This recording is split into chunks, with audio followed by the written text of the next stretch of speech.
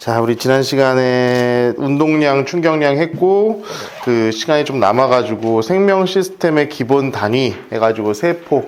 그런 다음에 이제 동물 같은 경우에는 뭐 세포 조직 기관계가 있고 개체가 되고, 식물 같은 경우는 세포 조직계 기관 개체가 된다라는 것까지 내가 얘기를 했었던 것 같고, 오늘은 뭘 할 거냐면은 세포 얘기를 할 거야. 세포. 261페이지 세포입니다. 자, 261페이지 세포.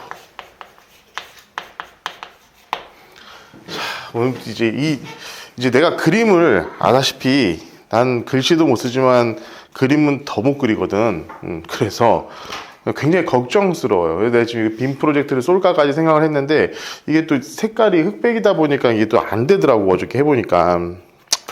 그래서 그냥 안 되지만 하나하나, 그러니까 이제 한꺼번에 다 그려놓고 하지 않고 하나하나 좀 나눠가면서 얘기를 좀 해볼게. 좀 우리가 나와 있는 구조부터.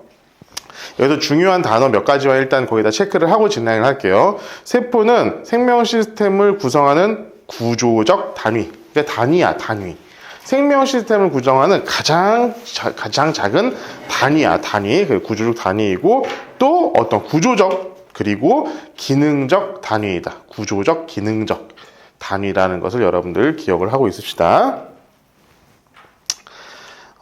자, 일단 여기 세포는 모양과 크기가 다 달라. 여러분들 몸에 있는 모든 세포들이 다 모양과 크기가 좀 다른데, 그 중에, 일단 다양하지만, 일단 기본적으로 거기 써져 있는 대로 그냥 얘기할게. 세포막으로 둘러싸여 있고, 핵과 세포질로 되어 있다. 핵과 세포질. 자, 중요한 건 지금 이제 뭐냐면 핵이 있을 것이고 세포질이 있을 건데, 오늘 지금 얘기를 할 거는 여기 있는 이 세포들에 대한, 세포 안에 있는 여러 가지 녀석들에 대한 명칭하고 그 역할들을 지금부터 알아볼 거야.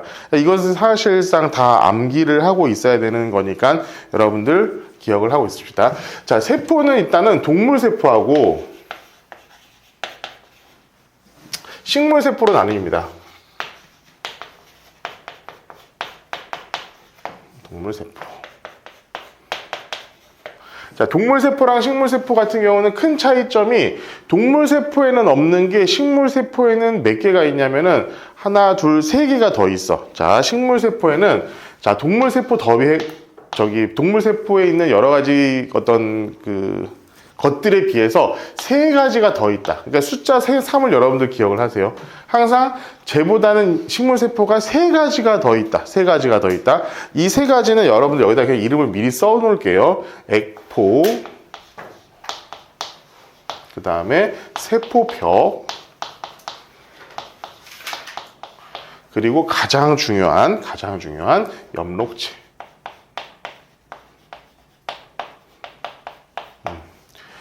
동물세포에는 없는데 식물세포에는 있는 거 세 가지 하면 요거 세 개야. 요거 세 개. 여러분들 요거는 반드시 기억을 좀 하고 있을 수 있도록 합시다. 자, 그러면은 우리 공통적으로 있는 것부터 해가지고 한번 세포 그림을 하나하나 만들어 볼 수 있도록 할게요. 자, 동물세포에도 가장 가운데는 중요한 게 뭐가 있습니까? 세포는 뭐하고 뭘로 이루어져 있다? 세포는 뭐? 핵과 세포질.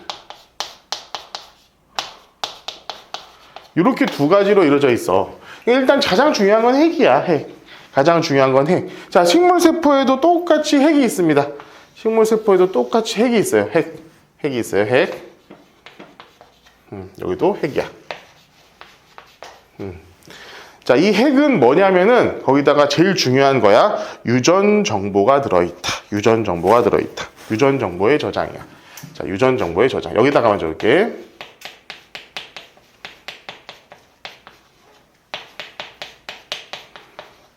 굉장히 중요한 기능이죠. 그러니까 세포라는 건 뭐야? 우리가 생명체라는 건 여러분들 혹시 여러분들 요즘에 내가 지금 읽고 있는 책이 있는데 지능의 기원이라는 책이야. 진짜 혹시라도 생명과학이라든가 이런 쪽에 좀 관심이 있다. 아주 그쪽 방향으로 조금 뭐 이렇게 학생부를 쓰고 싶다라고 하면은 완전 강추. 진짜 강추하는 책인데, 내가 읽으면서 되게 느끼는 바가 많이 있어. 유전 정보의 저장이라든가 이런, 특히 이런 것들, 왜, 이런 것들에 대해서 나와 있는 부분인데, 자, 생명체의 활동이라는 거는 여러분들 그냥 딱 하나예요. 딱 두 가지야. 우리가 하는 모든 생명 활동의 기본은 뭐냐면은, 모든 생명 활동의 기본은 딱 한 가지야. 딱 두 가지만 생각하면 돼. 생존과 번식이야. 생존, 번식, 요거야. 요거 두 개를 위해서 우리는 모든 세포나 우리 생명 활동은 다 이루어지게 돼 있어. 여러분들 뭐 리처드 도킨스가 쓴 이기적인 유전자라는 책 들어본 적은 있죠? 물론 읽어본 적은 전혀 없을 거야. 들어본 적은 있지? 이기적인 유전자라고. 그거 책 읽지도 않은 새끼들이 그래서 사람들은 다 이기적이야. 이따기 개소리를 하고 있는데 아니야. 그런 책 아니야. 읽어볼 수 있으면 여러분들 읽어보시면 좋은데, 그 책에서 나온 얘기예요. 생명 세포 활동, 모든 생명 활동의 모든 것은 사람이 됐건 모든 생명체가 됐든지 간에 걔네들은 다 똑같은 거란, 생존과 번식을 위해서 이기적인 행동을 한다 이 얘기야. 오로지 그것만 바라보고 살아간다 이 얘기거든. 자, 이 핵은 유전 정보를 저장하고 있다고요. 이거는 뭐야? 번식이야. 나의 유전 정보를 후대에 전달하고자 하는 그런 번식의 기본적인 뭐예요. 그리고 나랑 똑같은 애들이 같이 있어야지 생존에도 유리한 거잖아. 그지? 그래가지고 이 유전 정보를 저장하는 핵, 가장 중요한 역할을 하고 있다고 생각하면 되고, 실제로 여러분들 생명체가 대한민국이란다. 지구상에서 생명체라는 게 딱 들어올 때도 제일 먼저 생겼던 거는 DNA가 생겼다라고 사람들이, 우리 과학자들은 예측을 하고 있어요. 지금 현재로서. DNA부터 시작된 게 생명 활동의 시작이라는 거야. 자, 그런 핵은 유전 정보를 저장하는 거다. 가장 중요한 내용입니다. 유전 정보는 저장한다. 그러니까 내가 앞으로 여기 나오는 여러 가지 뭐 쭉쭉쭉쭉 나오는 이런 것들이 나올 텐데, 그 녀석들이 있잖아. 이 순서대로 나오지는 않을 거야. 이 순서대로 나오지는 않을 거고, 이 순서 내가 하나하나 그림을 그려가면서 여기다 좀 확인을 좀 시킬 수 있도록 할게. 자, 핵은 유전 정보를 저장하고 있습니다. 그리고 보면은 그림 봐봐. 핵 옆에, 핵 그 주위에 이렇게 뭔가 이렇게 이런 녀석들이 있죠? 이렇게 되어 있는 녀석들이 있어요. 그죠? 그림을 좀 내가 그지같이 그리고는 있지만, 거기 사진을 보면서 얘기를 하세요. 여기 보면 뭐라고 써져 있어, 거기서? 뭐라고 써져 있니?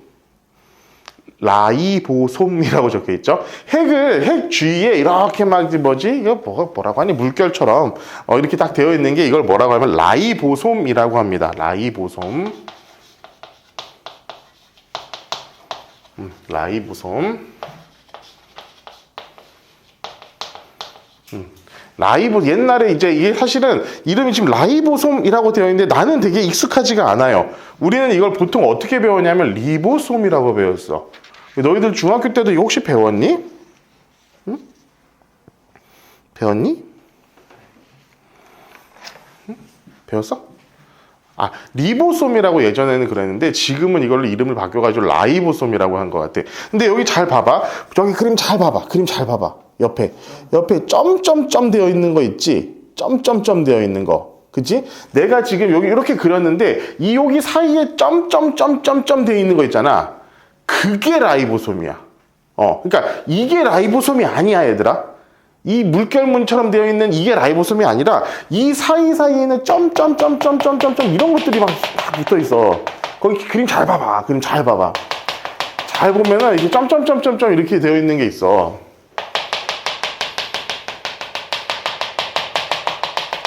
이렇게 되어 있는 것들. 이게 뭐냐면은 라이보솜이야. 이게 라이보솜. 자, 이 라이보솜은 저 뒤쪽에 있습니다. 뒷장에 보이세요? 뒷장. 라이보솜은 작은 알갱이 모양의 세포기관으로 막으로 쌓여 있지 않고 거기다 제일 중요한 거 단백질을 합성하는 장소입니다. 단백질 합성.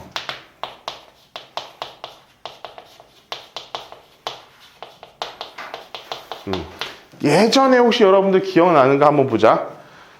예전에 이 강의 초반부에 생명 활동 같은 거 얘기할 때 DNA 쭉 할 때 폴리뉴클레오타이드 이런 거 기억나?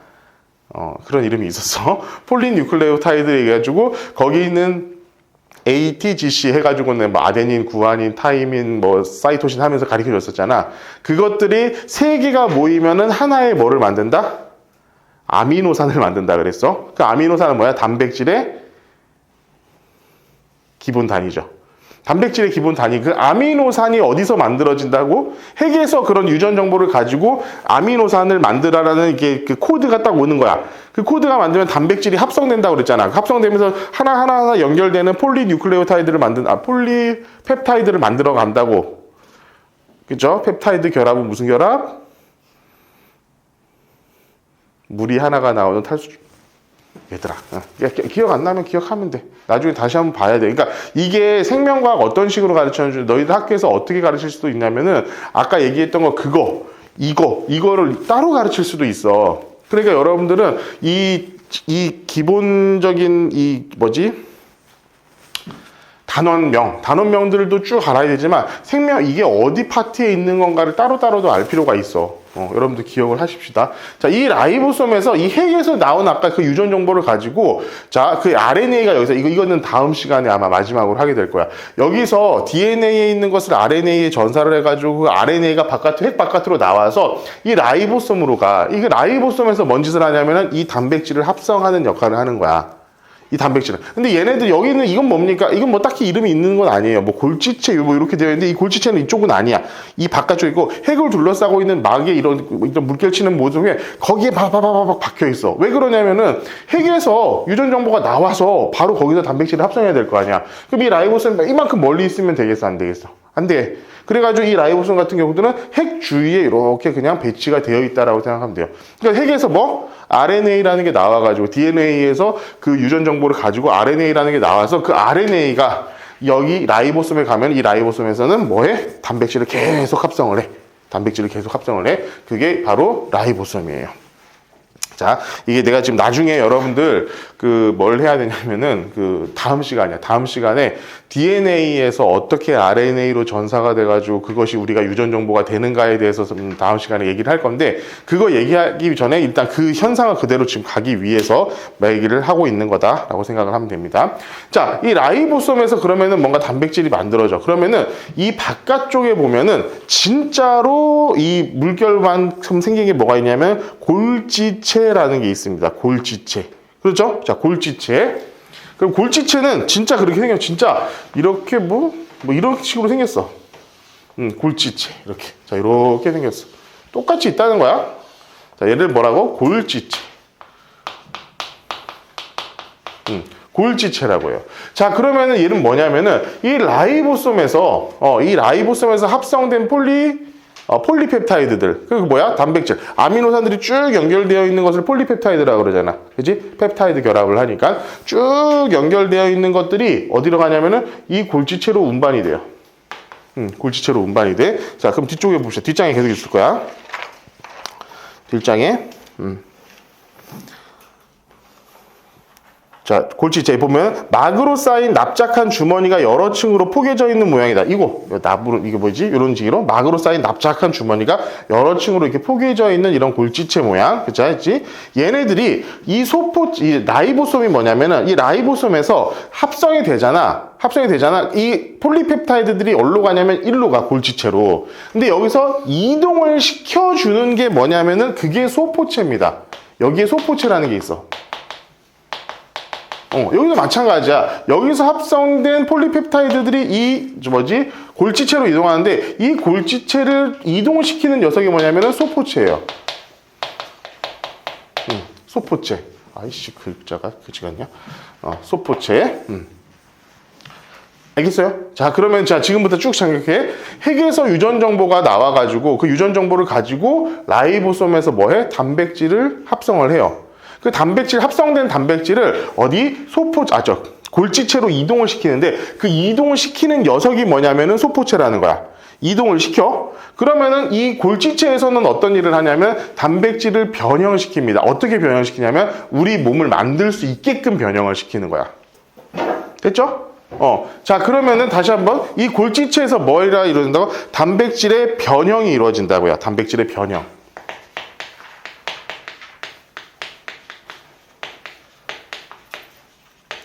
자, 자, 이것은 사실 좀 나도 어려운 부분이야. 이게 단백질 변형이 내가 왜 이러는가에 대해서 되게 많이 일어나는데, 그러니까 일단 그냥 폴리펩타이드 그 자체로만 우리 몸을 구성하거나 그럴 수는 없기 때문에 이 골지체에서 우리 몸을 구성할 수 있게끔 변형을 시켜준다. 이렇게 얘기하면 조금 간단할 것 같아.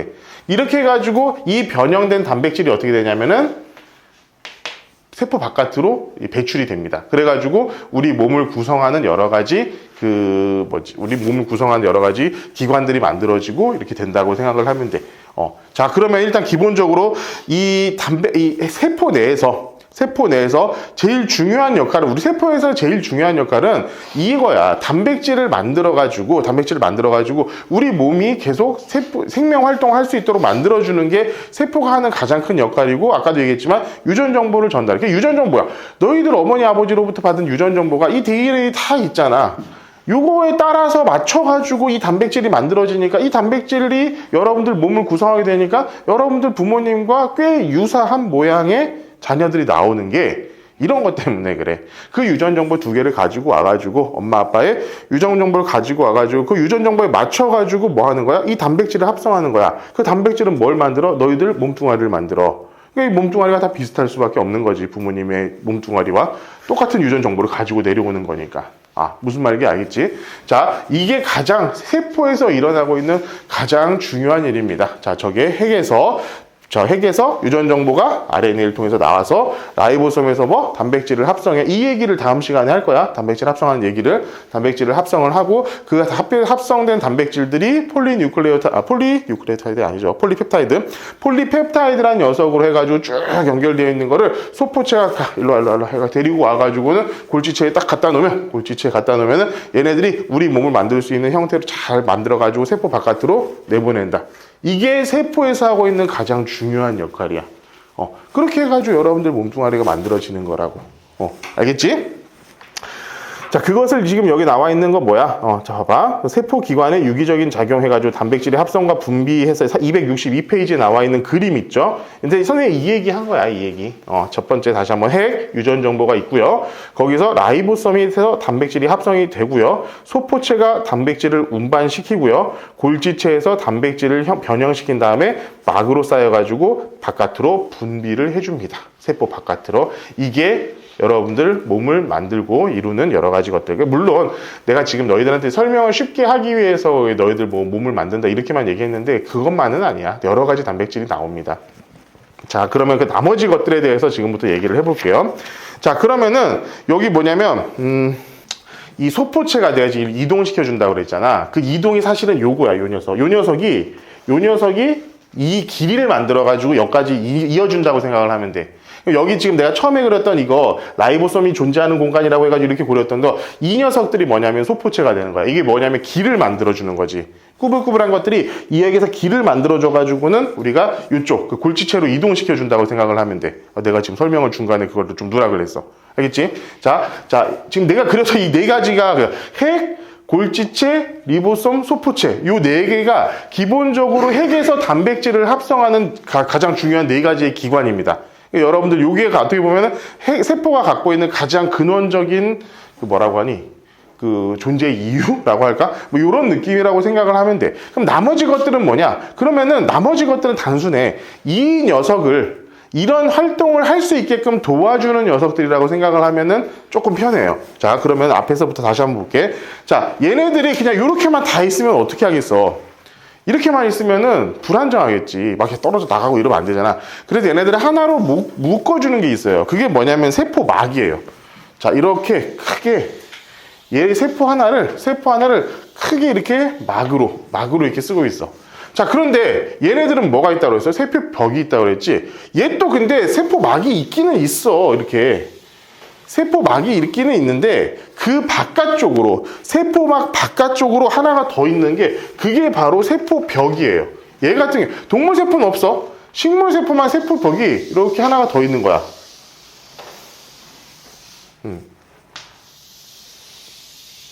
이렇게 세포벽이 하나가 더 있어. 얘는 세포벽이야. 아무래도 벽 하니까 좀 딱딱한 느낌이 있지. 그러니까 나무잖아, 나무는 딱딱하잖아. 동물들은 거의 다 이렇게 꾹 누르면은 물렁물렁해. 그잖아. 그런 것처럼 얘는 식물 같은 경우는 세포벽이 있어요. 근데 식물이라고 해가지고 세포막이 없는 거냐? 그건 아니야. 세포막은 얘도 있고 얘도 있어. 얘는 세포막은 다 같이 있어. 조금 이따 세포막도 배울 거예요. 이 세포막이라는 것은 동물세포나 식물세포 다 있지만 세포벽은 식물세포만 세포막 바로 바깥쪽으로 해가지고 세포벽이라는 것이 하나가 더 존재하고 있다. 이렇게 생각을 하면 되고, 자, 두 번째, 여기에 보면은 항상 이렇게 이런 그림이 하나 있을 거야. 이렇게 동그랗게 되어 있고요. 동그랗게 되어 있고 여기에 이렇게 되어 있는 녀석을 하나씩 그려주게 될 거예요. 이렇게 생겨먹은 녀석. 얘도 있어요. 얘도 똑같이 이렇게 돼 있고 가운데. 그러니까 얘랑 뭐 골지체라든가 이런 뭐 소포체랑은 조금 다르게, 골지체, 소포체랑은 좀 다르게 하나의 독립된 개체처럼 되어 있는 이런 녀석이 있어. 얘를 뭐라고 하냐면은 마이토콘드리아라고 합니다. 나도 이거 익숙한 게 낮은 게 우리 때까지는 미토콘드리아였어. 미토콘드리아. 그리고 지난 교육 과정에서도 미토콘드리아로 배웠거든. 근데 여기서 보니까 마이토콘드리아로 돼 있더라고. 마이토콘드리아. 이것도 있습니다. 이게 마이토콘드리아 여기도 있는 거예요. 똑같은 거야. 이거의 역할은 잠시 후에 정리를 해서 줄게요. 그리고 마이토콘드리아하고 비슷하게 생겼는데 조금 더 크고 어디에만 있냐면은 식물세포에만 이렇게 있어요. 그리고 만약 컬러라고 한다면은 반드시 초록색으로 표현이 될 거야. 여기도 그림이 좀 이렇게 되어 있는데 뭐 꾸불꾸불 이렇게 되어 있어요. 뭐 이런 녀석이야. 얘가 바로 뭐냐? 엽록체예요. 자, 엽록체 보면 얘는 뭐야? 식물세포에만 있다고 그랬지? 여기엔 없어. 여기엔 없어. 여기에만 있어. 식물세포 여기에만 있다고. 여기에만 있어. 엽록체는 뭐 하는 거야? 광합성 하는 거야. 광합성. 광합성 하는 게 식물세포에는 이렇게 항상 엽록체가 있어가지고 광합성이 가능하게끔 되어 있다. 자, 그러면은 지금부터 요 얘기를 할게요. 엽록체하고 이 마이토콘드리아가 하는 일이 상호 어떤 이렇게 배타적인 일을 해요. 뭐냐면은, 자, 엽록체가 하는 일은 뭐야? 기본적으로 하는 일이 광합성이죠. 얘는 하는 건 광합성이야. 광합성은 뭐냐면은 빛과 물과 이산화탄소를 합성해가지고 포도당을 만드는 거예요. 그러니까 H2O하고 물하고 CO2, 이산화탄소를 합성해가지고 뭘 만드냐면은 포도당을 만듭니다. C6H12O6 해가지고 만드는데 지금 일단 너희들 이걸 외울 필요는 없기 때문에 그냥 포도당이라고 할게. 여기에 들어가는 게 뭐야? 에너지, 빛. 그래서 광을 이용해가지고 합성한다고 해서 광합성이야. 빛을 활용해서 합성을 한다. 자, 그럼 봅시다. 여기랑 여기는 지금 뭐야? HOC. 요 CHO로 이루어진 녀석이야. 그래서 뭐라고 그랬어? 내가 탄수화물이라든가 지방은 뭐야? CHO로 이루어져 있다고 그랬지. 그 CHO의 가장 기본이 바로 포도당입니다. 그럼 얘가 지금 자 CHO로 이루어져 있어. 자, 얘랑 얘는 그냥 그대로 일로 왔어. 이거 플러스 물존 O2 이렇게 됩니다. 산소가 나오죠. 광합성하면 산소가 나오죠.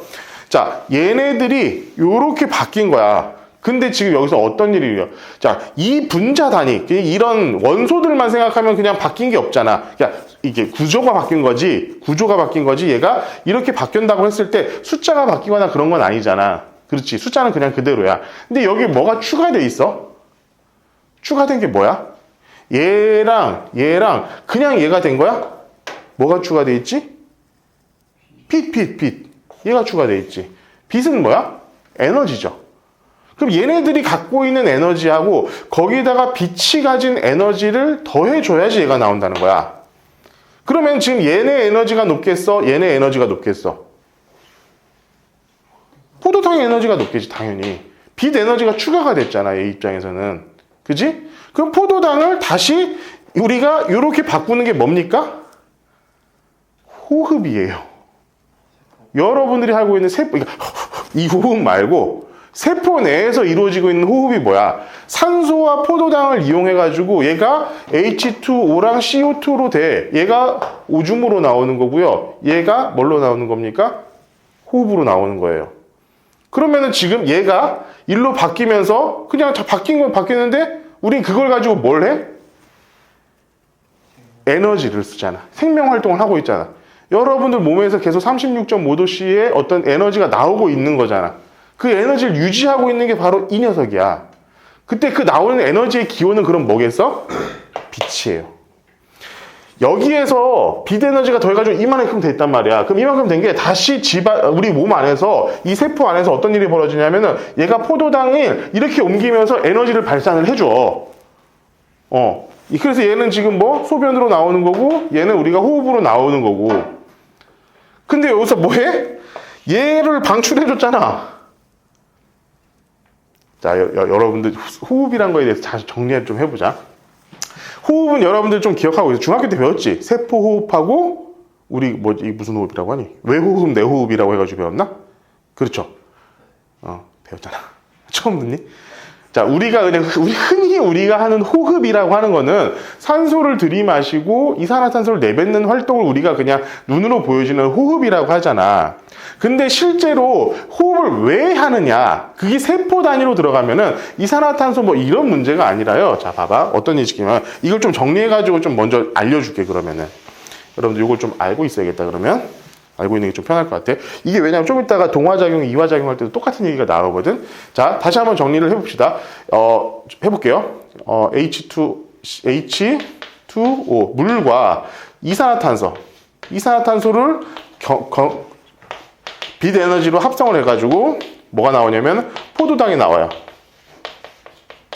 플러스 O2. 자, 뭐가 나와? 산소가 나오게 돼 있어. 포도당과 산소가 나와. 그러니까 여러분들 광합성할 때 산소가 배출이 되잖아요. 식물에서. 그지? 남세균부터 시작해가지고, 했다고 내가 얘기했었지, 예전에. 자, 그럼 이 산소가 나중에 결론적으로 우리가 세포 호흡에서 하고 있는 거는 이놈의 포도당을 이용해가지고 에너지를 만들어내는 게 사실은 호흡이야. 세포 단위에서의 호흡이란 거는 이 포도당을 다시 이 과정으로 하면서 뭐가 나오는, 이렇게 과정으로 옮기면서 뭐가 나오냐면은 에너지가 나와요.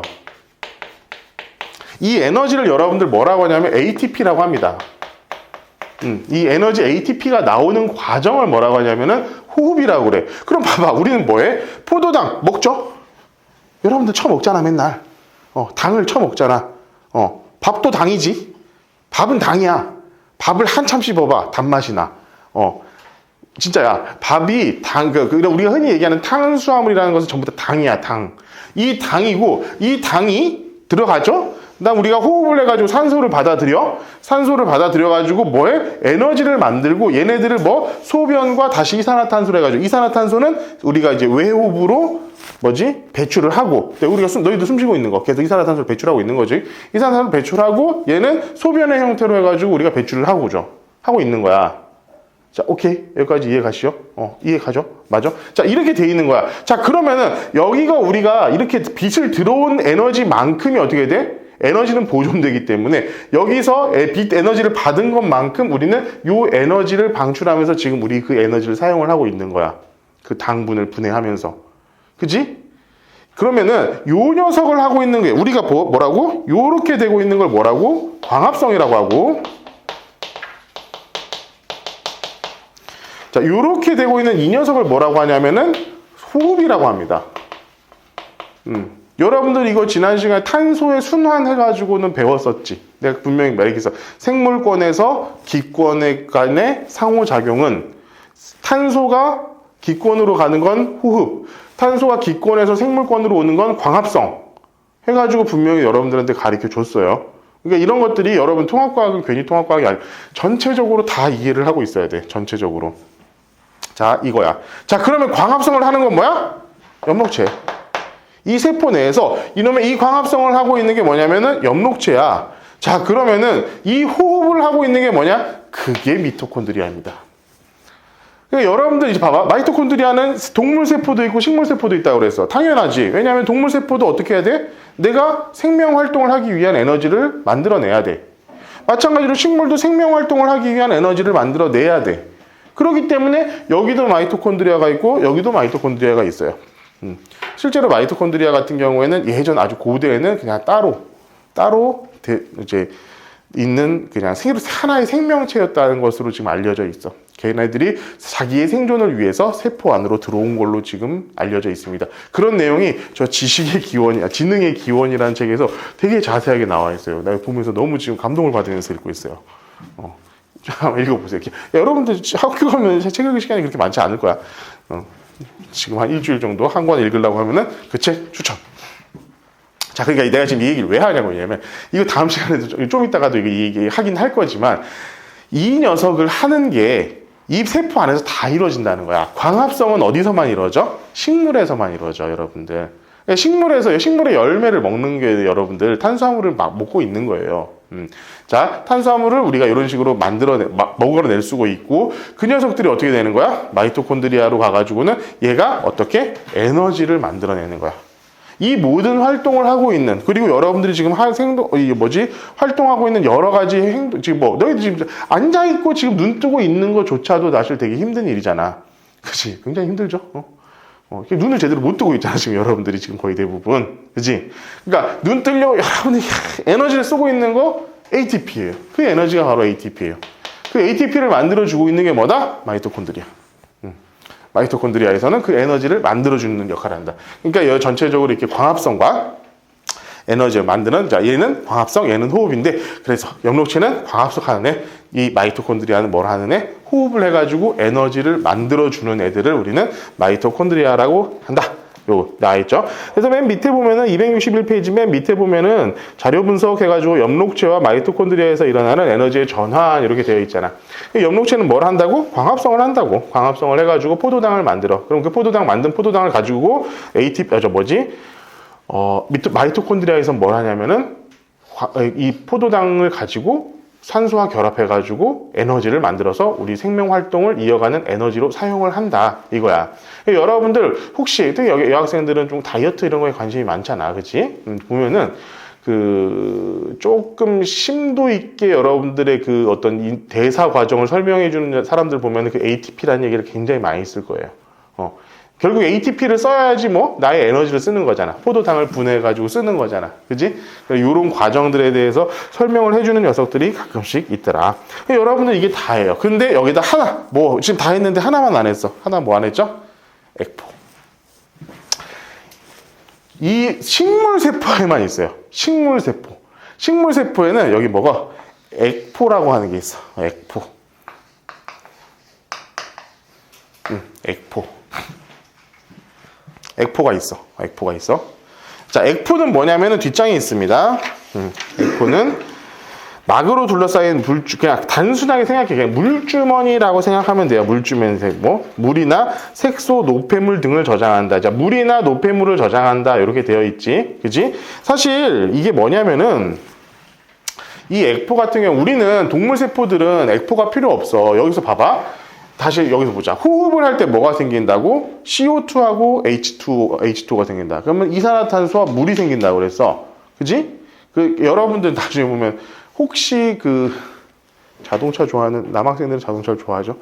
그러니까 자동차 시동을 걸면은 뒤에서 배기가스가 나오잖아. 그지? 그 배기가스에다가 화장지를 이렇게 갖다 대봐.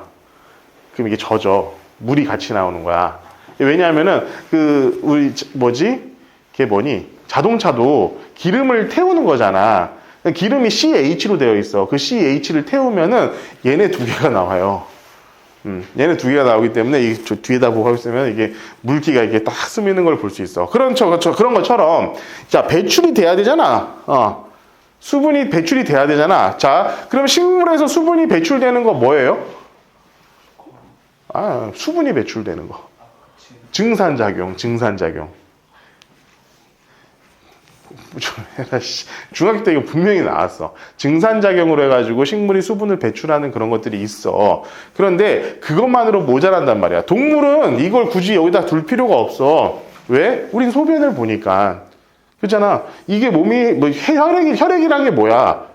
우리 식물에 혈액이 있냐? 없죠. 동물에는 혈액이 있어요. 혈액이 뭐 하는 거야? 얘도 나르고 얘도 나르는 게 혈액이야. 그러니까 어디에 있어, 세포가 어디 있든지 간에 내가 수분을 배출하면은 그것을 혈액이 다 가지고 와가지고는 여러분들 소변을 만들어요. 그걸 어디서 하는 거야? 소변을 만드는 걸? 신장 콩팥. 콩팥에서 하는 거야, 그거를. 그래서 그거를 잘 못하는 사람들은 뭐 신장에 문제가 생기면 뭔 짓을 하니? 혹시 들어봤어? 투석이라고 들어봤어? 투석이라고. 투석이 뭐냐면은 몸에 있는 피를 빼내는 거야. 몸에 있는 피를 빼서 노폐물을 걸러내서 다시 집어넣는 걸 투석이라고 그래. 그래서 신장에 문제가 생기면은 그 투석을 받게 되죠. 그러니까 그게 뭐냐면은 노폐물이 혈액에 있는 거야. 이런 수분 같은, 이런 여기서 말하는 수분 이런 것들이나 노폐물이 혈액에 존재하고 있기 때문에 그걸 걸러내가지고 소변으로 여러분들은 지금 동물들은 다 배출을 하고 있다고. 근데 얘네들은 그게 없잖아. 혈액이 없어. 세포 안에. 그래서 이거를 가지고 있는 액포를 가지고 있는 겁니다. 물론 이거는 수분이기 때문에 빼낼 수도 있고, 조금 이따 배우는 삼투나 확산에 의해 가지고 빼낼 수도 있고, 작아질 수도 있고, 커질 수도 있어. 그래가지고 액포라는 것을 가지고 있다. 자, 얘기가 길어지긴 길어졌지만 좀 단순하게 한꺼번에 이해를 했으면 좋겠어. 얘가 어떤 역할을 하고 있는지 그냥 이 그림에서 여러분들이 대부분의 것들을 좀 확인을 했으면 좋겠고, 일단 동물 세포는 이렇게, 식물 세포는 요따구로 생겼고, 식물 세포는 액포, 세포벽, 엽록체라는 세 가지 동물 세포와는 좀 다른 것들을 가지고 있다. 그지? 그리고 가장 기본적으로 유전 정보를 전달하는 과정, 단백질을 합성하는 과정은 이렇다. 자, 중요한 거는 이 엽록체와 마이토콘드리아가 하는 역할인데, 엽록체는 광합성, 마이토콘드리아는 세포 호흡을 통해서 에너지를 만들어낸다. 그 에너지가 우리 생명체를 생명 활동을 유지하는 가장 기본적인 에너지, 그리고 유전정이 그게 자체가 생명 활동이죠. 그 생명 활동을 만드는 그런 에너지로 우리가 사용을 한다라고 기억을 하고 계시면 좋을 것 같습니다. 아시겠죠? 자, 봅시다. 263페이지 볼게요. 오늘 해야 될 것 중에 중요한 내용 중에 하나야. 세포막이라는 것에 대해서 지금 얘기를 해줄게. 세포막. 여기서 지금 알아야 될 가장 중요한 단어는 세포막이고요. 그 뒤에 나오는 삼투랑 확산이라는 그 두 단어를 여러분들 좀 이해를 하고 있어야 돼요. 263페이지야, 263페이지. 자, 세포막 아까 얘기했죠? 세포를 이렇게 둘러싸고 있는 그런 막이야.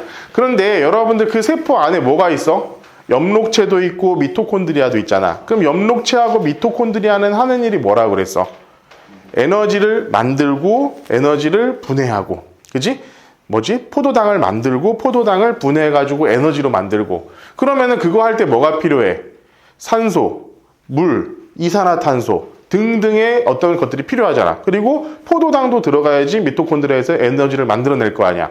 그지? 그럼 걔네들이 이 산소라든가 산소, 이산화탄소, 물, 그리고 포도당 같은 것들이 이 세포막 안쪽으로 어떻게 들어가느냐, 그 얘기를 지금부터 할 거라는 거야. 세포막을 통해서 들어가겠지. 근데 그런 통해 가지고 들어가는 그 과정을 어떻게 설명할 수 있느냐, 그 얘기를 하고 있는 게 요 단원입니다. 자, 그러면은 세포막이라는 것을 볼게요. 우리는 세포막은 이렇게 생겼어. 이렇게 두 개. 이런 것들이 쭉 연결이 되어 있고, 얘도 똑같이 거울처럼 이렇게 위로 이런 식으로 쭉 연결되어 있는 이런 식으로 생겼어. 이게 나와 있는 거 요거야. 여기 그림에 나와 있는 거 요거. 자, 여기는 보면은 이 위쪽, 이 동그라미 쪽을 우리는 보통 친수성이라고 합니다. 그리고 여기도 마찬가지 친수성이 되겠지. 이름 아니야. 이 안쪽은 소수성이라 그래. 친수성은 뭐냐면은 물과 친하다 이 소리야. 물과 친하다. 소수성은 물과 그다지 친하지 않다. 그냥 이렇게 생각을 하면 좋을 것 같아요. 그러니까 요거 하나를 인지질이라고 그래. 요거 하나를 인지질이라고 표현을 하고, 자, 여기다 쓸게 그냥. 요거 하나를 인지질이라고 하고, 요거 두 개를 다 합쳐가지고 우리 뭐라 하면 인지질 이중층.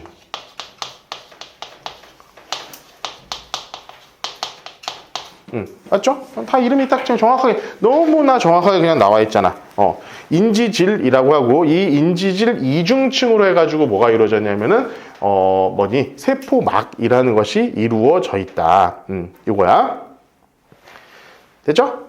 요거야. 이렇게 되어 있다는 거야. 자, 근데 얘가 쭉 옆으로 가 있다고 했잖아. 계속 이 세포막이라는 게 엄청나게 길게 이렇게 이루어져 있다고 그랬잖아. 근데 보면은 가운데마다 중간중간에 이렇게 갑자기 뭐가 하나가 딱 끼어 있어.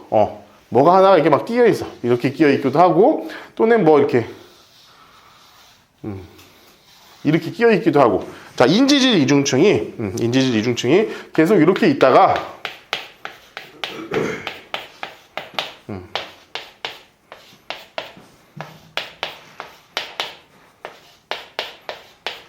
이런 식으로 되어 있다는 거야. 이런 식으로 되어 있다는 거야. 자, 이건 뭐냐면은 이 녀석들을 이렇게 중간중간 툭툭툭 끼어져 있는 걸 뭐라고 하냐면 여기 나와 있죠. 막 단백질이라고 그럽니다. 막 단백질.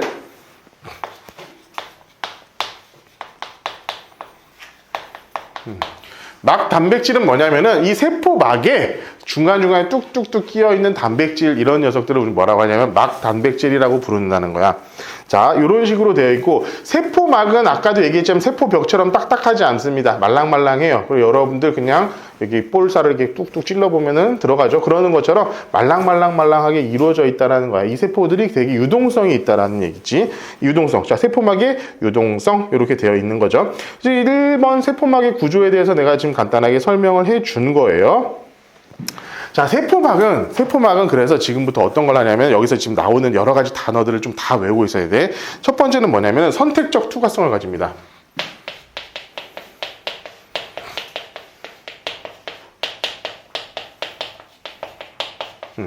선택적 투과성이야. 그러니까 여기 봐봐. 여기를 세포 내부라고 하고 세포를 안쪽이라고 하고 세포 안쪽이라고 생각하고 얘를 바깥쪽이라고 한번 생각해 볼게. 얘를 바깥쪽이고 안쪽이라고 생각했을 때 안쪽에서 바깥쪽으로 우리가 내보내야 되는 것들이 있지. 예를 들면 미토콘드리아에서 아까 뭐가 생겼어? 이산화탄소와 물이 생겼잖아. 그런 것들 바깥으로 내보내야 되고. 자, 바깥에서 또 뭐 갖고 와야 돼? 산소 가져와가지고 호흡해야 되죠. 그리고 포도당도 가지고 와가지고 호흡해야 되죠. 엽록체 같은 경우 뭐야? 물하고 이산화탄소 가지고 와야 되죠. 이런 것들을 해야 될 거 아니야. 그치? 얘네들이 왔다 갔다 하는데 그것을 어떤 식으로 투과를 시키느냐? 선택적으로. 내가 필요한 거는 내보내고 필요한 것들은 가져온다 이 얘기야. 그러니까 선택적으로 우리가 이걸 투과를 시킨다는 건데 봐봐. 세포막을 통해 물질이 이동할 때 종류, 크기, 성질에 따라 물질의 투과도가 다르다 이 얘기야. 예를 들면은 자, 이건 좀 이따 나오는 거니까 한번 해볼게. 세포막의 물질 투과도는 그냥 한번 읽어보시면 넣어주고요. 여기서 중요한 건 그거다. 일반적으로 자, 분자의 크기가 작고 지질과 잘 섞이며 전하를 띠지 않는 물질이 세포막을 잘 투과한다. 거기다가는 이제 밑줄을 쳐주세요. 이거 좀 암기를 하고 있어야 돼.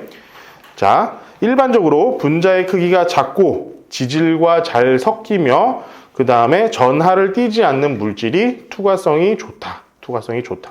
요거는 이렇게 밑줄 쳐놓고 나중에라도 다시 한번 볼 때 확인을 좀 할 수 있도록 합시다. 자, 다음. 자, 그러면 지금부터 이 세포막을 통해 가지고 뭔가 물질이 왔다 갔다 할 건데 이 물질이 왔다 갔다 하는 두 가지의 방법을 알려줄게요. 이게 첫 번째가 뭐냐면은 확산이에요. 두 번째는 뭐냐면은 삼투입니다. 오늘 너희들이 알아야 될 것 중에 가장 중요한 거라고 하면 난 이 얘기를 해주고 싶어. 자, 이게 확산하고 삼투를 이용해가지고 이 세포막의 바깥쪽에 안쪽의 것들이 왔다 갔다 물질들이 왔다 갔다 한다라는 거야. 자, 여기서 보면은 자, 인지질 이중층을 통해 이 확산은 있잖아. 확산이나 삼투나 다 인지질 이중층이나 막단백질 다 들어가긴 하는데 자, 볼게요. 자, 확산 봅시다. 확산은 뭐야? 분자가 스스로 운동하여 농도가 높은 곳에서 낮은 곳으로 가는 거야. 그게 확산이라고 그래. 그럼 여기서 뭔가 향수를 여기다 칙 뿌리면은 여기가 일단 농도가 높잖아. 근데 이 분자들이 어떻게 돼?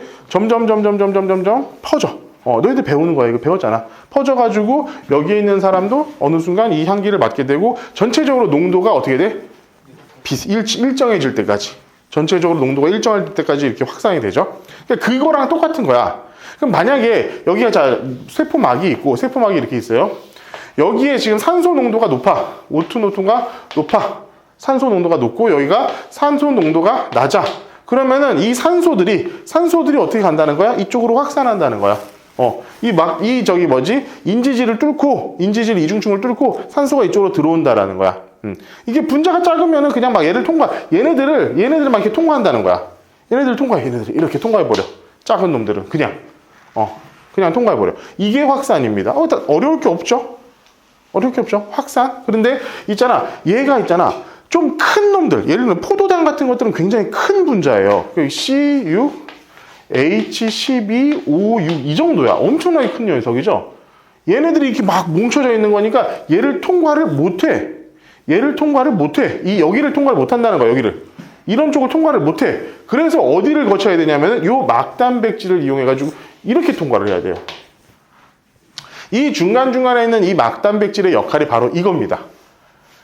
내가 뭔가 들어오고 내보내고를 해야 돼. 들어오고 내보내고를 해야 되는데 얘가 이 인지질 이중층을 통과를 못할 만큼 큰 녀석들은 어딜 통과해야 되냐면 저렇게 막 단백질을 이용해가지고 통과를 한다라는 거야. 무슨 말인지 알겠지? 그거야, 이런 것들. 자, 아까도 얘기했지만 인지질 이중층 같은 경우에는 전하가 뛰지 않아야지 왔다 갔다를 할 수가 있는데 얘 같은 경우에는 전하를 띠고 있는 이런 이온들 있잖아. 나트륨, 포도당 이온 이런 것들은 뭘 통해서 막단백질을 통해 가지고 이동을 한다. 여러분들 요걸 생각하면 되고, 이거는 기억을 하셔야 돼요. 마지막에 세포막을 통한 확산 속도야. 야, 세포막이라고 했을 때는 여러분들 생각하지만 인지질 이중층과 막단백질을 동시에 얘기한 겁니다. 세포막이라고 했을 때는. 그럼 세포막을 통과는 인지질 이중층을 통과하는 것도 되고 막단백질을 이용해서 통과하는 것도 둘 다 뭐냐면 세포막의 통과야. 근데 여기서 용어를 여러분들 헷갈리지 말아야 돼. 예를 들어서 세포막 하면 인지질 이중층 이것만 하는 거 아닙니까? 막단백질 따로 봐야 되는 거 아닙니까? 아니야.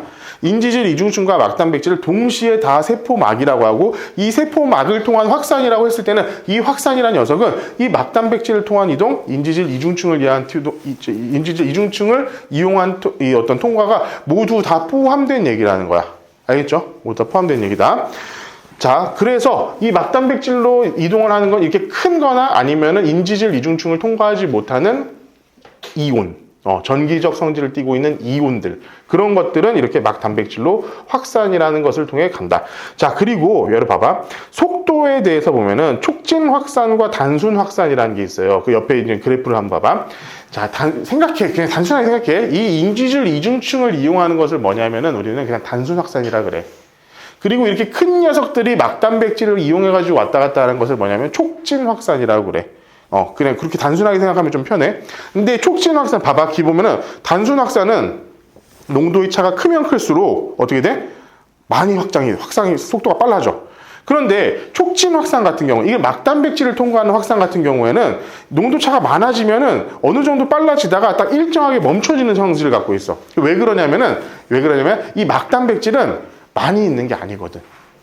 군데군데 있고, 그 군데군데 있다고 하더라도 걔네들이 이 막단백질은 그냥 포도당만 통과시키는 막단백질, 이 막단백질은 예를 들면 이온만, 여기 나와 있는 대로 칼륨이나 나트륨 이온만 왔다 갔다 시키는 막단백질로 해가지고 결정이 돼 있어. 이 막단백질은 그거 말고 못 들어가. 그러면은 아무리 농도 차이가 많이 난다고 해도 들어갈 수 있는 구멍이 딱 하나밖에 없는 거야. 그러니까 여기서 병목 현상이 생기는 거예요. 얘네들만 일로만 들어가야 되니까, 막 쑤시고 들어가야 되니까, 얘네들이 막 많이 있는데도 불구하고. 그래가지고 속도가 일정해지는 특징을 갖고 있다. 촉진 확산은. 그렇지? 단순 확산은 그냥 일로 바다다닥 뛰어들어가니까 큰 문제 없이 그냥 쭉 이어지는 반면에 막단백질을 이용한 촉진 확산 같은 경우에는 어느 정도 농도가 높아지면은 그 속도 자체가 일정해진다라는 차이점을 좀 여러분들 기억을 하고 계시면 좋습니다. 대부분의 경우에 이 확산을 이용해가지고 뭔가 통과를 하고 있다라고 생각을 하면 돼. 그러면은 삼투는 뭐냐? 삼투는 여러분들 알죠? 용질은 통과시키고 용매는 통과시키지 않는다, 이런 거 있잖아. 농도가 있잖아. 이쪽하고 농도가 달라. 예를 들면은 용질과 용매가 있을 때 설탕물, 소금물로 해보자. 여기에 농도가 높아. 여기에 농도가 낮아. 그러면은 농도를 같게 만들어 주려고 하잖아. 근데 이런 마찬가지로 인지질 이중층처럼 용질 같은 경우, 그러니까 물 같은 경우에는 분자가 작으니까 통과를 할 수 있는데 소금 같은 경우에는 통과를 못 하는 거야. 무슨 얘기인지 알겠지? 그러면 소금이 통과를 못 하면은 얘네 둘의 농도를 맞추기 위해서는 어떤 일이 벌어져야 돼?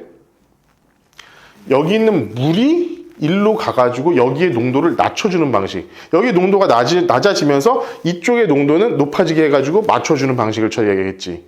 그게 바로 삼투야. 이 인지질 이중층도 이 삼투 방식을 이용한 것입니다. 그러면은 이 삼투는 뭐를 왔다 갔다 많이 하겠어? 제일 먼저 물.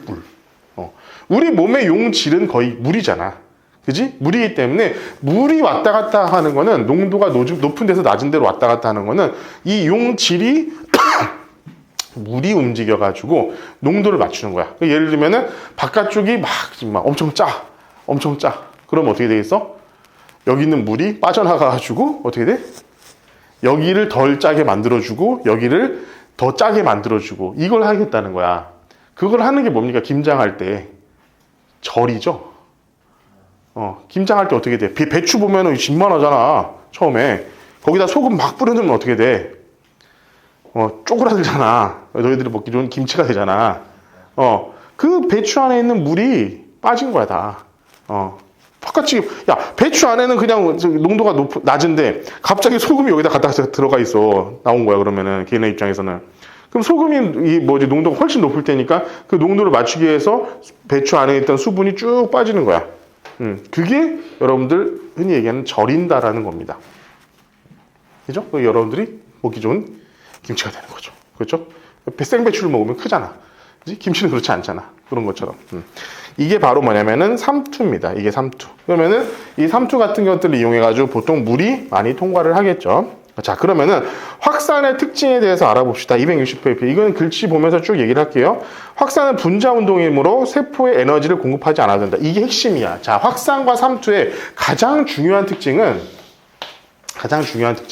에너지를 쓰지 않는다.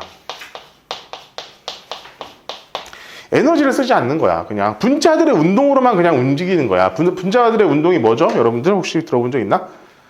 아인슈타인이 그걸로 노벨상을 받았죠?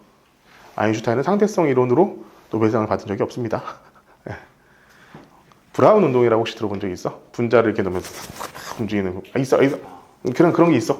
그런 게 있어. 막 꽃가루 움직이는. 그런 브라운 운동 같은 것들을 이용해가지고 어떤 특별한 에너지를 쓰지 않았음에도 불구하고 얘네들은 움직이는 거야. 분자들이 뭔가 움직이고 있는 그런 특징을 갖고 있다. 이게 핵심이야. 근데 이게 보면 좀 수동적인 물질 이동이라고 하고 능동적으로 물질 이동을 시킬 때도 있어요. 능동적으로. 그때는 뭐냐면은 에너지가 들어가. 이거는 지금 여러분들 지금 여기 공통과학에서는 다루진 않습니다. 이렇게 수동적으로 그냥 자동으로 에너지가 내가 특별한 에너지를 쓰지 않고도 움직이는 것들을 뭐냐면은 삼투와 확산 작용이에요. 이거 아마 이 교재에 내가 지난번에 보니까 있었어. 어떤 거냐면은 한번 볼까요? 271페이지 한번 봐봐.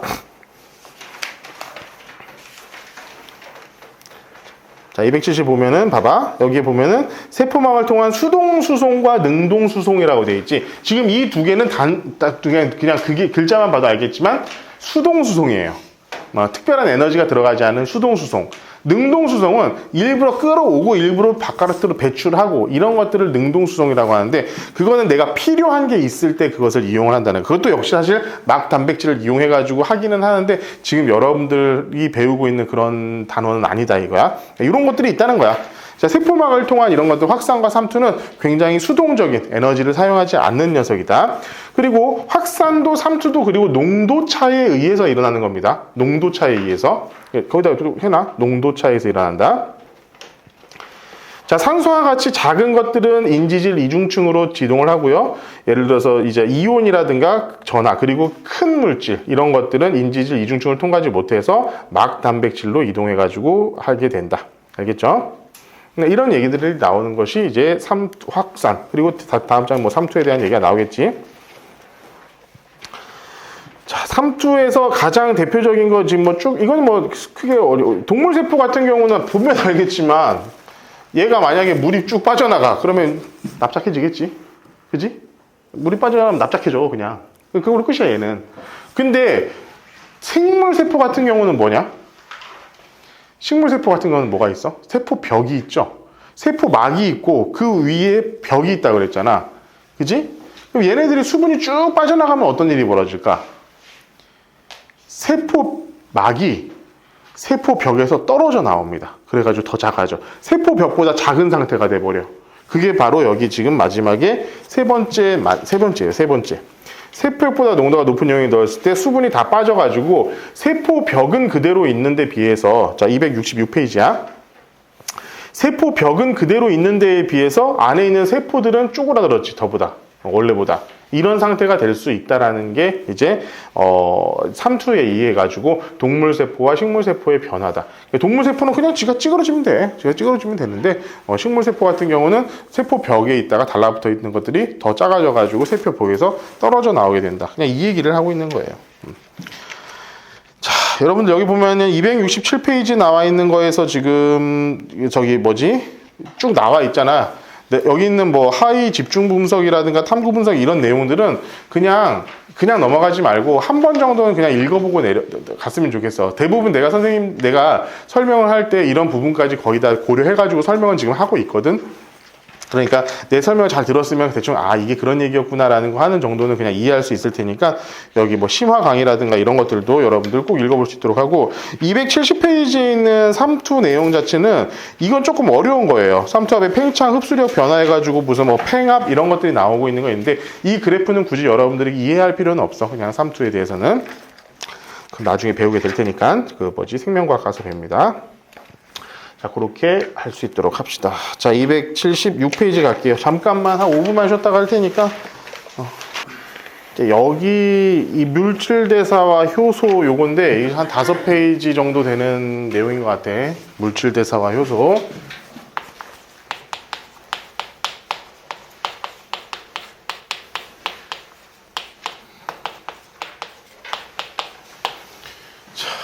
여기서 지금 가장 대표적인 단어는 딱 2개입니다. 정말로. 물질 대사와 효소. 요거 거의 다 암기야. 싹 다 암기를 해야 되고, 이게 왜 그렇습니까? 라고 얘기하기 시작하면 이거는 이제 한 학기 수업이 됩니다.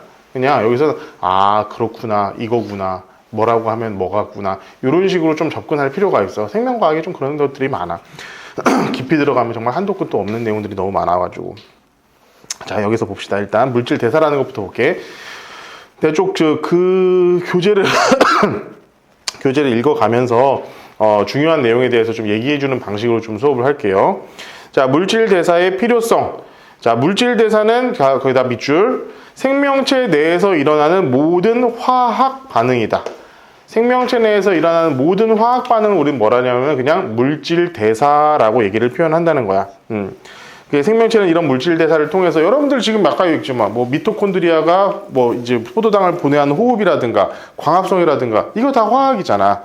화학 결합이고 화학 분해고 이렇게 되는 거잖아. 그런 식으로 봤을 때 여러 가지 지금 얘기하고 있는 모든 것들은 다 그냥 물질 대사야. 지금 얘기하고 있는 것들이.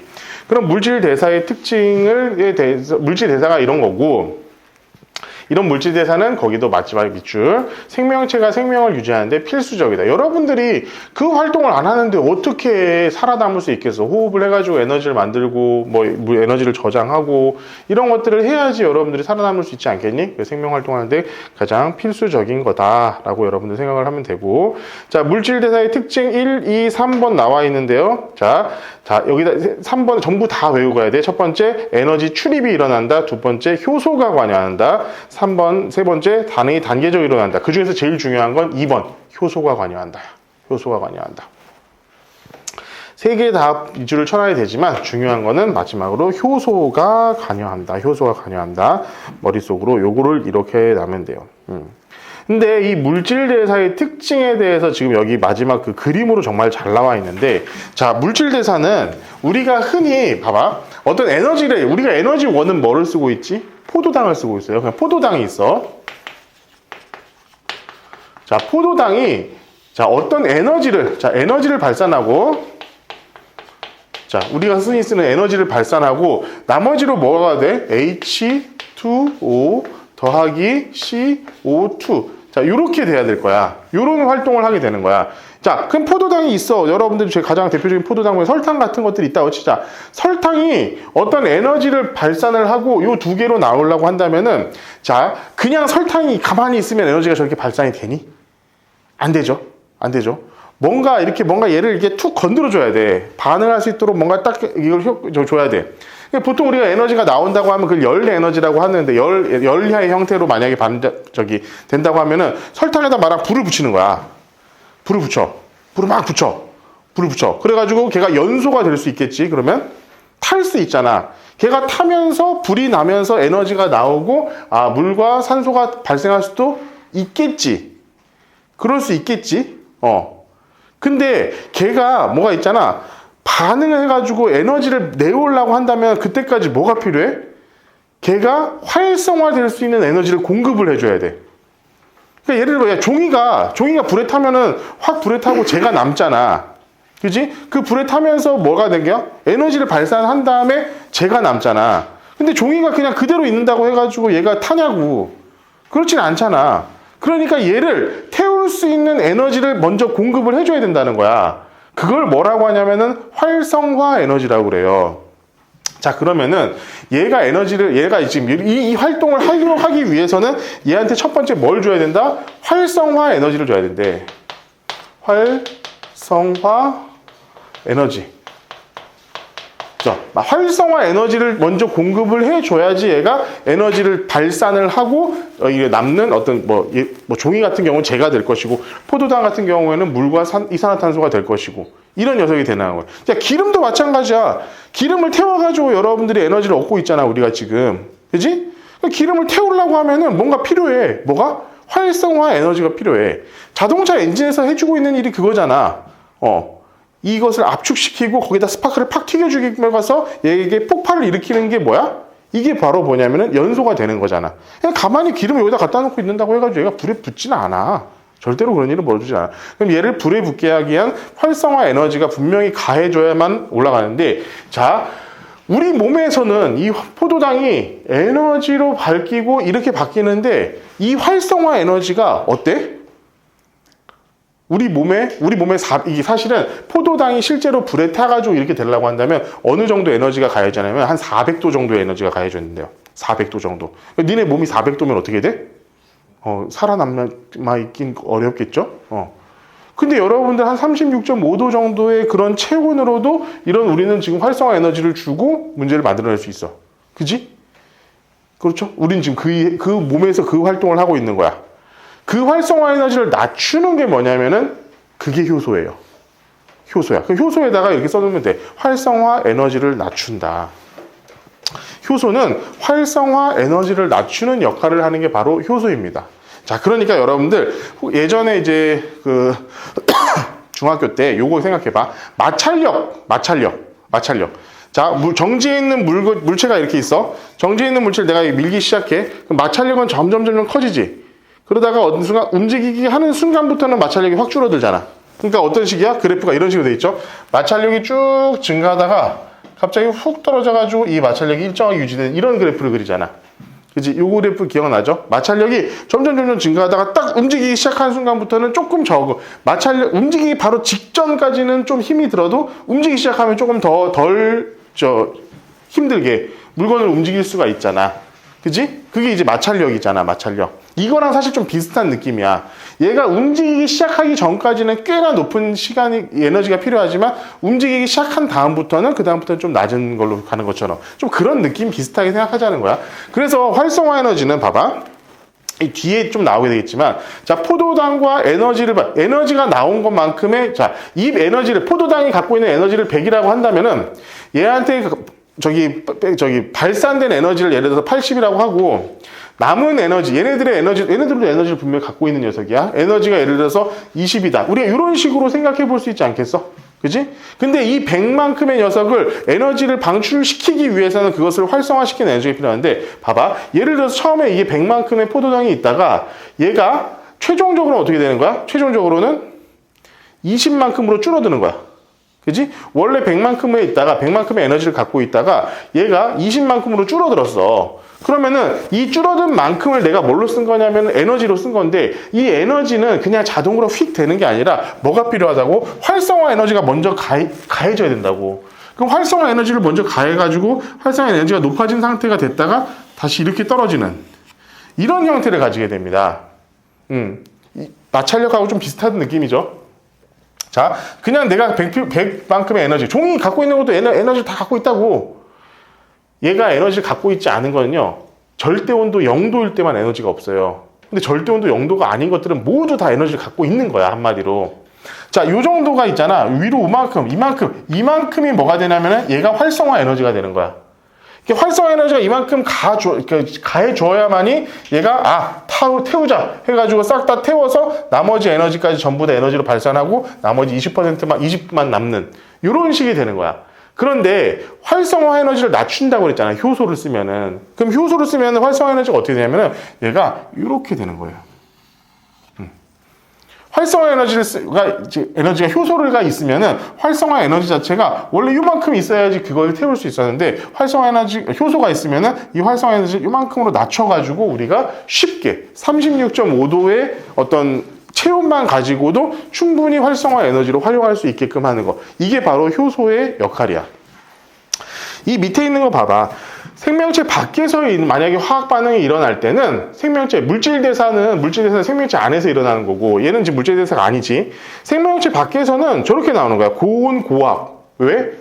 활성화 에너지가 꽤 높기 때문에 그래. 활성화 에너지를 만들기 위해서 활성화 에너지가 좀 높기 때문에. 하지만 생명체 내에서는 체온 정도에서도 충분히 반응이 일어난다. 뭐가 있기 때문에 생체 촉매, 그게 효소입니다.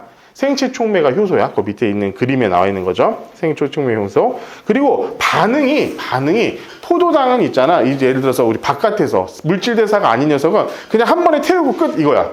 근데 얘 같은 경우는 어떻게 돼? 포도당을 단계별로 차근차근히 내려가지고 에너지를 최종적으로 다 쓰게끔 한다.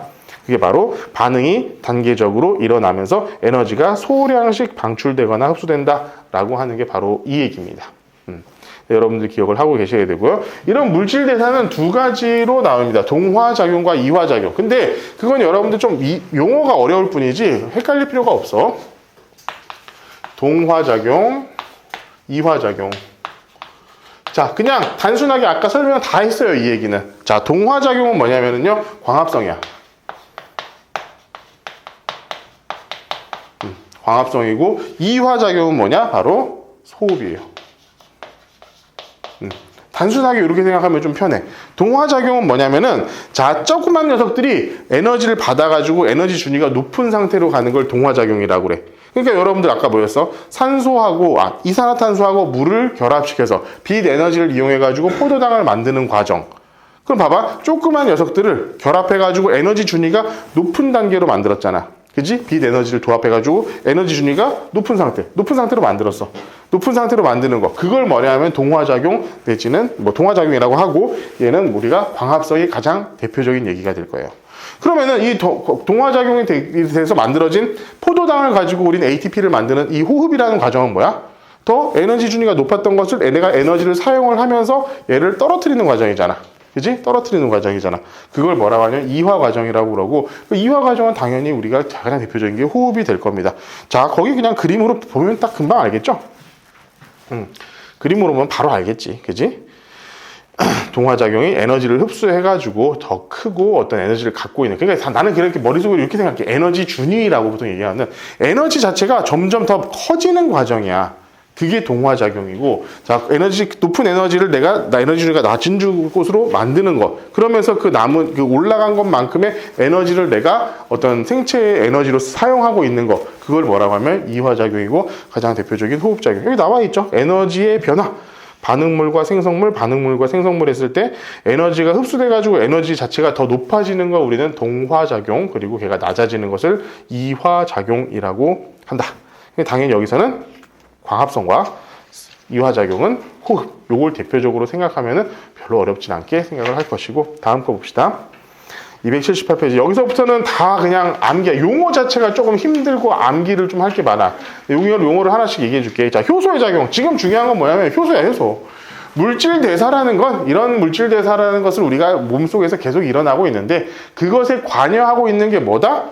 효소다. 효소라는 것이 관여를 하고 있다. 근데 효소는 뭘까요? 효소는 뭘로 이루어져 있을까? 효소는 뭘로 이루어져 있을까요? 기억이 날까 모르겠어. 예전에 단백질에 대해서 내가 얘기할 때 단백질이 뭘 한다고 그랬어? 몸의 구성요소 어쩌고저쩌고 한다고 한 다음에 마지막에 효소의 역할을 한다라고 닦여 있어. 기억하시면 좋겠어요. 거기서 나중에 효소 나와. 그럼 효소는 뭐다? 결국 단백질이다. 단백질. 특정한 역할을 하고 있는 단백질이야. 몸에서 어떤 특정한 역할을 하고 있는 단백질을 우리는 그거를 효소라고 불러요. 효소. 자, 그래서 선생님이 아까 얘기했던 거 반응물과 생성물의 저 에너지 준위에 따른 활성화 에너지에 대한 얘기가 바로 밑에 그래프로 나왔죠. 효소가 없을 때에는 활성화 에너지가 굉장히 높아야 되는데 효소가 있음으로 해가지고 활성화 에너지가 굉장히 낮출 수가 있다는 거야. 그러니까 우리 몸에 400도씨가 생성이 되지 않음에도 불구하고 36.5도씨 정도의 체온으로도 이런 활성화를 만들어내가지고 우리가 이화작용을 시킬 수 있다는 거야. 효소가 있음으로 해서. 효소가 없으면 안 돼. 효소가 없으면 안 돼. 효소가 있음으로 해가지고 이걸 확 낮추게 된다. 알겠죠? 봅시다. 이거 화학 반응과 활성화 에너지 쭉 보면은 이 활성화 에너지 아까 얘기한 건 다 그거야. 불에 태울 때 종이가 가만히 있는다고 불에 타지 않잖아. 종이가 불에 타지 않는데 그것을 활성화, 불에 태우기 위해서 우리가 열을 가해줘야 되는 것처럼 이 열을 가해주는 양이 얼마나 되느냐. 그게 바로 활성화 에너지다. 자, 2번 중요한 거기에다 좀 쓸게요. 효소와 화학 반응해서 써져 있는 거. 효소는 활성화 에너지를 감소시켜 물질 대사의 반응 속도를 증가시키는 생체 촉매이다. 자, 두 번째, 효소를 사용하더라도 반응열의 크기는 변하지 않는다. 반응열의 크기가 변하지 않는다는 건 요거야. 여기서 이렇게 떨어지는 게 바뀌지 않는다는 거야. 야, 얘가 불을 막 가해가지고 활성화 에너지가 이렇게 높다고 해가지고 얘가 20까지 떨어져가지고 내가 80만큼의 에너지를 쓰는 거고, 만약에 활성화 에너지 효소를 이용해가 조금 썼으니까 우리는 30까지 돼가지고 나중에 뭐 70밖에 못 쓴다. 이게 아니라는 거야. 결론적으로 여기서 떨어져가지고 80만큼의 에너지를 쓰는 거는 얘나 활성화 에너지를 그냥 효소가 있거나 없거나 동일하다. 그 얘기를 하고 있는 거야. 여기서는 그 반응열의 크기에 변하지 않는다라는 건 그 얘기야. 자, 봅시다. 278페이지 밑에 있는 2번 효소의 주성분과 작용 원리. 자, 나왔죠. 효소의 주성분 단백질. 거기다 이쪽 쫙. 효소의 주성분은 단백질입니다. 단백질. 그리고 효소는 다른 단백질과 마찬가지로 독특한 입체 구조를 가지고 있고 반응물과 결합할 수 있는 부분이 있다. 그러니까 예를 들면은 이런 거야. 효소라는 녀석은 이래. 효소는 뭐라고 하냐면 단백질이라고 했어요. 단백질. 그러니까 예를 들면은 내가 예를 들어서 어떤 뭐 이런 녀석이 있다고 치자. 이렇게 생긴 녀석이 있어. 내가 이 녀석을 잘라내가지고 이를테면 이거야. 이런 분자 구조를 갖고 있는데 얘를 잘라가지고 내가 에너지로 써야겠어. 에너지로 써야겠다는 마음을 먹었어. 그러면은 어떤 효소가 생기냐면은 자, 요렇게 생긴 효소가 생기는 거야. 이렇게 생겨먹은 지금 초록색만큼 생겨먹은 효소가 생긴 거야. 그럼 얘는 와가지고 여기다 딱 결합되면은 얘를 뚜루룩 잘라버려. 그러면 이 효소는 뭐 어떻게 돼? 그냥 남아있는 거죠? 그럼 또 딴 데 가가지고 얘 하나 잡아와가지고 잘라버려. 이렇게 돼. 이게 효소의 역할이에요. 그러니까 이 효소는, 야, 이렇게 생겨먹은 효소는 어떻게 했어? 얘 말고 다른 놈들은 분해를 못해. 오로지 얘만 분해할 수 있어. 왜냐하면 크기를 딱 맞춰놨기 때문에. 느낌이 이렇다는 거야. 그러니까 그 효소 하나는 특정한 녀석의 어떤 게 작용하는 거 외에는 다른 일을 할 수가 없다라는 얘기를 하고 있는 거야. 이 얘기가 뭐냐면은, 자, 특정 반응물과 결합하여 활성화 에너지를 낮춤으로써 반응을 촉진한다. 이렇게 된다는 거예요. 밑에 그림이 보죠? 반응물이 있잖아. 생겨먹은 게 다르면은 결합이 안 돼. 그러니까 하나의 효소는 하나의 반응물에만 결합을 활성화 에너지를 낮추는 역할을 하게끔 된다. 이 얘기입니다. 그죠? 그래서 그걸 뭐라고 하느냐? 그게 뭐냐면 279페이지에 나와 있는 효소의 기질특이성이라고 합니다. 기질특이성. 자, 거기다가 위주를 쳐. 자, 방금 이거야, 이거. 이 효소는 얘한테밖에 지금 적용이 안 돼. 그러니까 기질특이성. 얘 아니면 안 된다, 이거야. 이 효소는 딱 이 녀석만 계속 분해할 수 있는 그런 녀석이야. 그게 바로 효소의 가장 중요한 특징인 기질특이성이고, 그리고 얘 분해해가지고 딱 떨어져 나갔어. 그럼 얘도 효소 딱 가만히 있고, 가만히 이제 자기 역할이 끝나느냐? 아니야. 효소는 가 있다가 또 이 녀석이 계속 만나가지고 계속 분해를 시킬 수 있다는 거야. 무슨 말인지 알겠지? 그게 뭐야? 바로 두 번째, 효소의 재사용. 효소는 재사용이 가능해. 얘는 왔다 갔다 하면서 계속 이런 것들이 보일 때마다 계속 딱딱 들러붙어가지고 분해 이렇게 하는 거야. 똑같은 녀석들만 계속. 자, 그래서 여기서 여러분들 요거 좀 이름을 거기다 써야 되는데, 원래 지금 요 위에 있는 요 녀석, 지금 바로 뒤에 쪽에 있을 거예요, 아마. 자, 얘를 뭐라고 하냐면은, 자, 여기 지금 결합되어 있는 얘를 뭐라고 하냐면은, 기질이라고 그래. 기질. 요 위에 결합되어 있는 녀석을 기질이라고 그러고, 이 기질이 C의 그러니까 효소에 결합이 되죠. 얘가 효소죠. 효소. 그러면은 효소랑 기질이 이렇게 합쳐져 있는 녀석, 이 녀석을 뭐라고 하냐면은 효소 기질 복합체라고 합니다.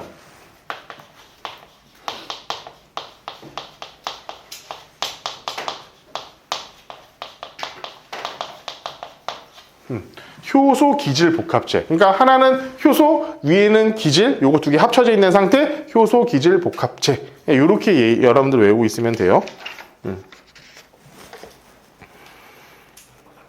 됐죠? 요거야. 요거는 있잖아. 사실 난 너무 좀 단편적인 얘기라고 좀 생각을 하거든. 사실 이 단원 자체가, 여기는 이 지금 단원 자체가. 이렇게만 하고 나면은, 그러면 효소가 솔직히 뭐 어떤 식으로 뭘 하고 있고 하는 것들이 좀 이렇게 예시로 나와줬으면 좋겠는데, 그건 없어. 그건 없어. 그냥 그렇대. 그러니까 여러분들 이 단원만큼은 그냥, 아, 그렇구나. 이렇게 되는 거구나. 라는 거 정도로 좀 정리를 하면 좋겠고, 여기 보면은 그냥 이제 그다음부터는 도덕적인 얘기입니다. 그냥 읽어보면은, 아, 다 좋은 얘기, 이런 얘기야. 자, 효소와 생명 현상, 모든 것들의 효소가 필요하다. 이를테면 여러분들 소화를 시킨다는 것들이 결국 이 얘기잖아. 포도당을 이걸로 바꾼다는 거잖아. 그지? 포도당을 얘로 바꾼다는 거잖아. 그지? 무슨 소리인지 알겠지? 그러면 우리가 밥을 먹은 것들이 이런 효소에 의해 가지고 뭐? 에너지로 바뀌는 거야. 그럼 그 효소가 단계적으로 이렇게 이루어진다고 그랬지. 그럼 여러분들 제일 먼저 하는 게 뭐예요? 밥을 먹을 때? 씹죠? 저작 작용을 하죠. 씹으면서 이게 일단 이게 나누지 좀 이렇게 뭐라고 하지? 뭐라고 하지? 다져놓죠? 다졌다고 해야 되나? 웃기지. 아무튼 그때 여러분들이 작용하는 게 이제 이 포도당을 분해하기 좀 좋게 만드는 게 들어가는 게 뭡니까? 침. 입안에서 침이 들어가잖아. 거기서 여러분들 뭐라고 하죠? 아밀라제. 아밀로스라고 하나? 아밀레이스라고 바뀌었지, 맞아. 우리도 아밀라제였거든. 자, 아밀레이스라는 게 뭐가 들어가? 그럼 포도당을 그 아밀레이스가 이제 분해를 하기 시작하는 거야. 위에 들어가면은 위산이 또 저기 들어가고 여러 가지 효소들이 분비돼가지고 걔네들이 막 분해를 시키는 거야. 그러면서 뭐 에너지를 만들어 나가는 과정인 거지. 그지? 그게 다 효소라는 거야. 그게 다 효소. 소화 제일 대표적인 거죠. 그지? 그리고 성장일 때 이런 것들이 효소가 필요하고요. 그러니까 예를 들면 단백질이 합성할 때도 이제 효소가 필요한 거거든. 그러니까 예를 들면 그 아까 얘기했던 거 리보솜에서 라이보솜에서 합성된 게 골지체를 통해 가지고 골지체에서 변형을 시킨 다음에 나온다 그랬잖아. 그 변형을 시킬 때 단백질을 변형시키는 것 중에 하나가 또 효소야. 이런 것들. 그리고 혈액 응고 같은 건 뭡니까? 혈액이 이제 산소가 만나면은 얘가 딱딱하게 굳어가지고 더 이상 혈액이 나오지 않도록 이게 굳잖아, 혈액이. 그것도 이제 효소의 작용인데, 그것이 이제 안 되는 병이 있죠. 혈액이 이제 응고가 안 되는 병이 뭐였지? 이름이 뭐였지? 혈우병인가 뭔가 있는, 혈우병인가 뭐가 있어. 아무튼 이름이 기억이 안 나. 혈우병인가 각기병인가? 아니야. 괴혈병은 이빨에서 피어나는 거고. 아무튼 그래. 그리고 있잖아. 여러분들 혹시 거머리한테 물려본 적 없죠? 거머리한테 물려본 적, 여러분들 거머리를 본 적이 없죠? 그렇죠. 거머리한테 물려도 이게 피가 안 멈춥니다. 그 거머리의 아마 침 속에 그 효소를, 우리 혈액을 응고시키는 효소를 막는 그런 게 있대. 그러니까 왜 그러냐면 거머리 같은 경우는 왜 그런 게 있겠어, 침에. 피를 계속 빨아먹어야 되거든. 굳으면 안 되거든, 걔 입장에서는. 그래가지고 그런 게 있다고 그러더라고. 아무튼 그렇대. 나도 아직 거머리에 물려본 적은 없어가지고, 보긴 봤는데, 물려본 적은 없어가지고, 나도. 자, 그리고 280페이지 효소의 활용 이렇게 되어 있는데, 이거 여러 군데에서 활용이 되고 있다. 그냥 단순해요. 여러분들 제일 가장 대표적으로 여러분들이 맨날 쓰고 있는 효소가 하나 있습니다. 김치. 김치도 이 발효라는 것 자체가 효소를 이용하는 거다라고 생각하면 되고, 효소를 여러분들이 많이 처먹을 때가 있죠. 소화제.